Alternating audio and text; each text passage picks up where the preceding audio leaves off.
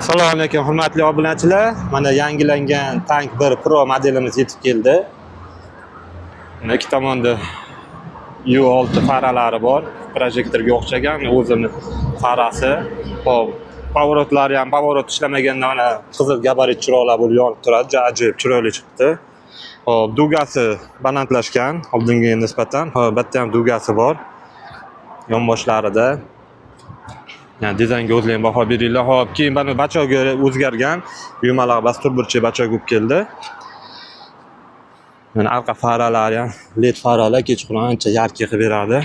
150 kubalik motor hajmi, rasxoti 3,4 litr. Hop, tablosi ham yarqilashgan LED tablodan qo'yilgan. Endi masalan start knopkasi ham bor. Mikrofoni ham bor, Bluetooth orqali o'rnatilgan. Start knopka bilan zavod qilsa bo'ladi.